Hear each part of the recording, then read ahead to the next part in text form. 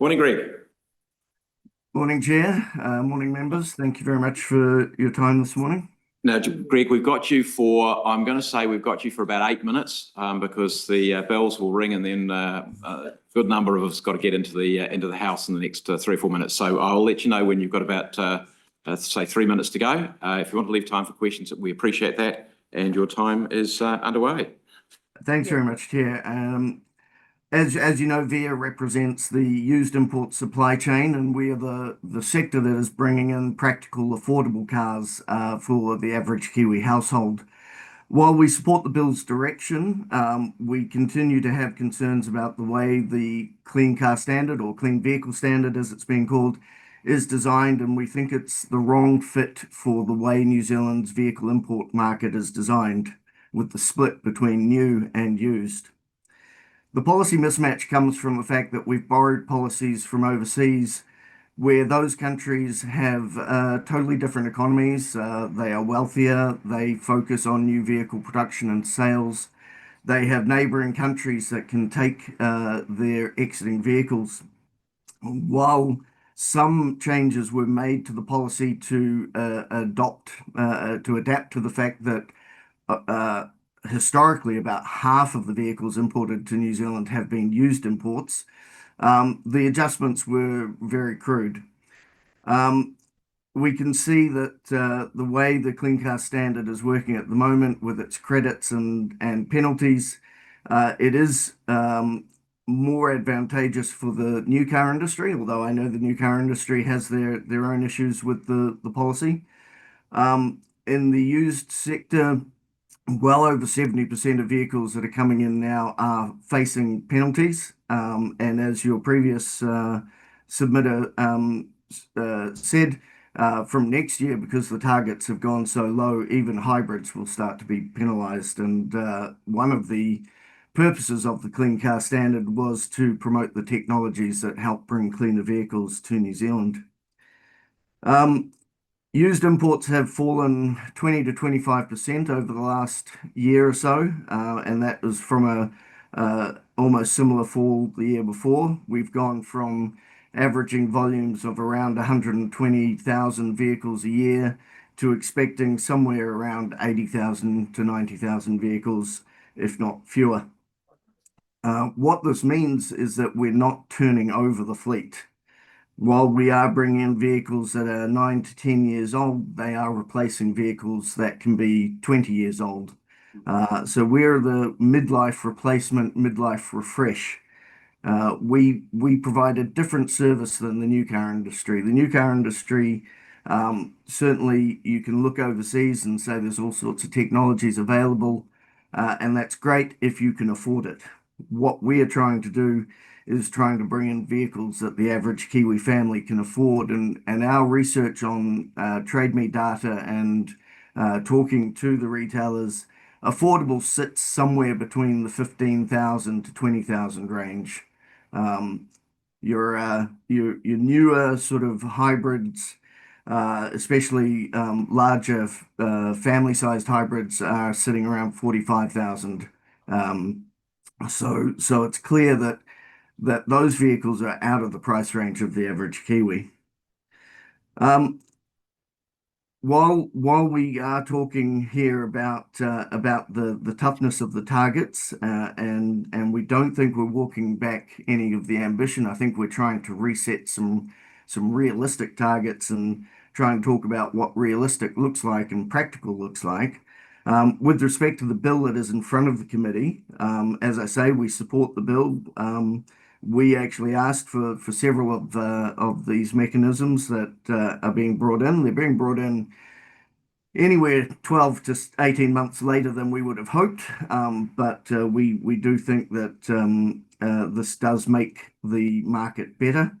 The one thing we would call for is that now that the minister will have the power to remove the weight adjustment in the calculation, we ask that that be done as soon as possible, because that weight adjustment is very much a, a, a burden for the used vehicle industry. Our vehicles are generally smaller, And so smaller vehicles get hit worse under that weight adjustment.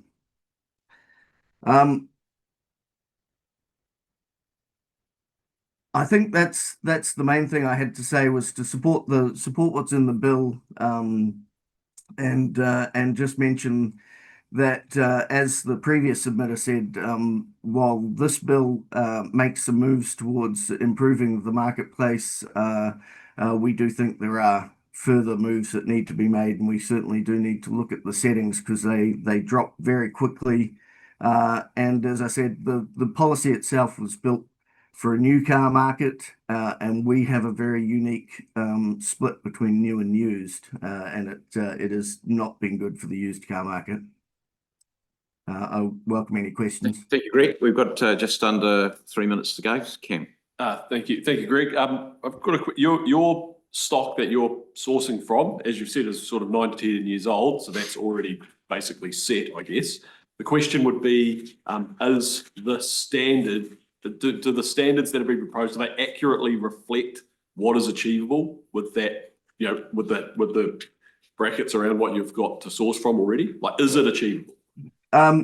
It's only been achievable.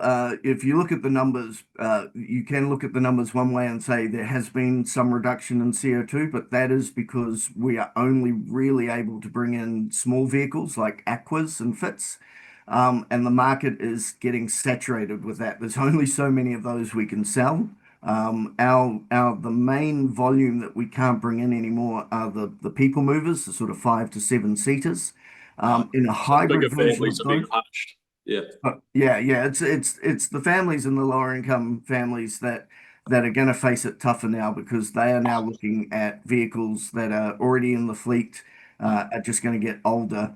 Hybrid vehicles with the sort of size of vehicles that we could bring in for families, they started coming into Japan in around 2017, 2018. So they are actually just coming into our pool of vehicles that we would be choosing from. But because they're still quite big, and have CO2 profiles that are beyond the targets, it's too expensive to bring them in.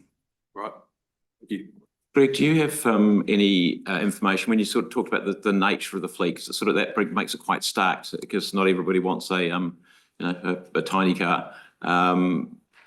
Do you have any data on the types of cars that have been bought in and how that's changed over time in response to this?